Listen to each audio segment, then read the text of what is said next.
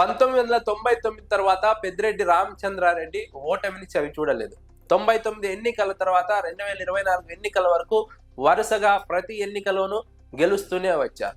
ఇప్పటి వరకు 99 తర్వాత ఆయన ఓటమిని చవిచూడలేదంటే ఆయనకు నియోజకవర్గంలో ఎలాంటి పట్టు ఉందో అర్థం చేసుకోవచ్చు. మొదట్లో కాంగ్రెస్ పార్టీ నుంచి జగన్మోహన్ రెడ్డి వైఎస్ఆర్సీపీని స్థాపించిన తర్వాత వైఎస్ఆర్సీపీ నుంచి ఇలా ఈ రెండు పార్టీల నుంచి 99 ఎన్నికల నుంచి వరుసగా 2004, 2009, 2014, 2019, 2024 ఈ ఎన్నికల్లో ఆయన పుంగనూరు నియోజకవర్గం నుంచి గెలుస్తూనే వచ్చారు. అంతకుముందు పీలేరు నియోజకవర్గం నుంచి కూడా చాలా సార్లు ఆయన ఎమ్మెల్యేగా గెలుపొందారు కాంగ్రెస్ పార్టీ నుంచి.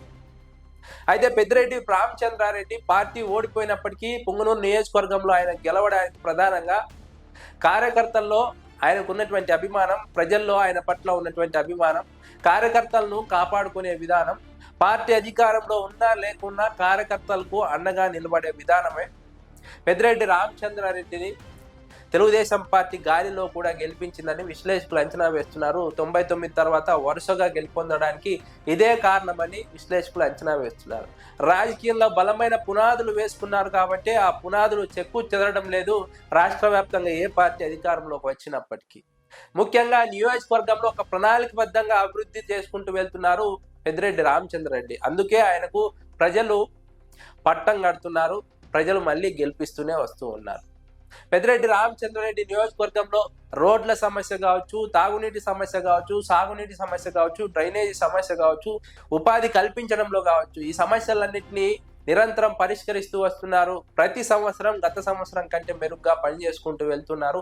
అందుకే ఆయనకు ప్రజలు బ్రహ్మరథం పడుతున్నారు ప్రతి ఎన్నికల్లో అని విశ్లేషకులు అంచనా వేస్తున్నారు. ఆయన మాత్రమే కాదు, ఆయన కుటుంబ సభ్యులు కూడా వరుసగా గెలుస్తున్నారంటే తెలుగుదేశం పార్టీ 2024 ఎన్నికల్లో రాష్ట్ర వ్యాప్తంగా మెజార్టీ సీట్లు గెలుచుకున్నప్పటికీ, వైఎస్ఆర్సీ 11 సీట్లకు పరిమితమైనప్పటికీ ఆయన తమ్ముడు ఇద్దరు గెలుపొందారు. పుంగనూరు నుంచి పెద్దిరెడ్డి రామచంద్రారెడ్డి గెలిస్తే తమ్మలపల్లి నుంచి ద్వారకనాథ్ రెడ్డి గెలిచారు. ఆయన తనయుడు రాజంపేట నుంచి ఎంపీగా పెద్దిరెడ్డి మిథున్ రెడ్డి గెలిచారు.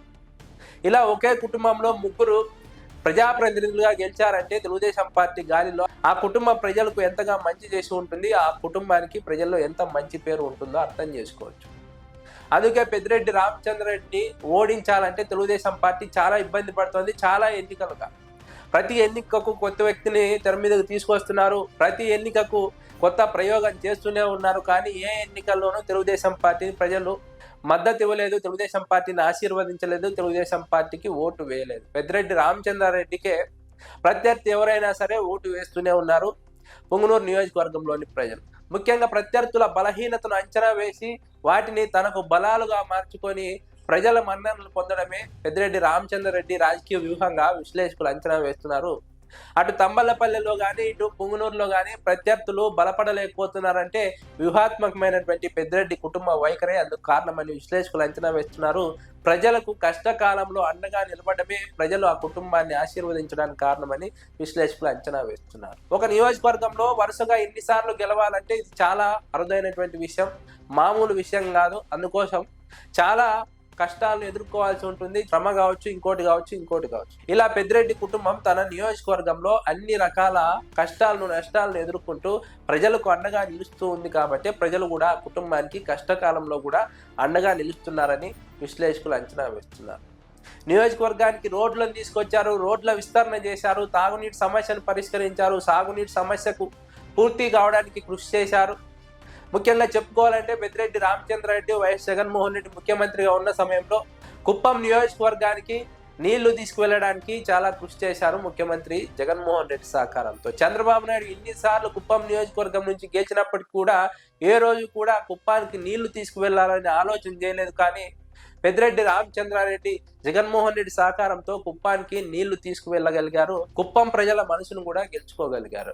అదే సమయంలో హెచ్ఎన్ఎస్ఎస్ పనులు పూర్తి చేయడంలో కూడా చాలా కృషి చేశారు పెద్దిరెడ్డి రామచంద్రారెడ్డి. ఇలా తన అధికారంలో ఉన్న సమయంలోనూ, ప్రతిపక్షంలో ఉన్న సమయంలోనూ ప్రజల సమస్యలే ఎజెండాగా, మరోవైపు ప్రజల్ని కాపాడుకోవడమే ఎజెండాగా పనిచేస్తూ వచ్చారు. ముఖ్యంగా ప్రస్తుతం అధికార పార్టీ వైఫల్యాలపైన పోరాటం, అదే సమయంలో కార్యకర్తలను కాపాడుతూ ఉండడమే ఒక వ్యూహంగా పెద్దిరెడ్డి రామచంద్రారెడ్డి ముందుకు వెళ్తున్నారు పుంగనూరు నియోజకవర్గంలో. పుంగనూరు నియోజకవర్గంలో మరో 10 ఎన్నికలు జరిగినా పెద్దిరెడ్డి రామచంద్రారెడ్డి గెలుస్తారు, వారి కుటుంబ సభ్యులు గెలుస్తారు అన్న విధంగా అక్కడ పార్టీని బలపరుచుకున్నారు, రాజకీయంగా పునాదులు వేసుకున్నారు, ఆ పునాదులు చెక్కు చెదరనీయకుండా నిర్మించుకున్నారని విశ్లేషకులు అంచనా వేస్తున్నారు. పెద్దిరెడ్డి రామచంద్రారెడ్డికి తెలుగుదేశం పార్టీపై ఉన్నటువంటి అసంతృప్తి ఇప్పుడు కలిసి వస్తోంది. స్థానికంగా బలమైన తెలుగుదేశం పార్టీ లీడర్ లేకపోవడం పనికి వస్తోంది. అదే సమయంలో తెలుగుదేశం పార్టీ సంక్షేమ పథకాల అమలు పైన అసంతృప్తి కలిసి వస్తోంది.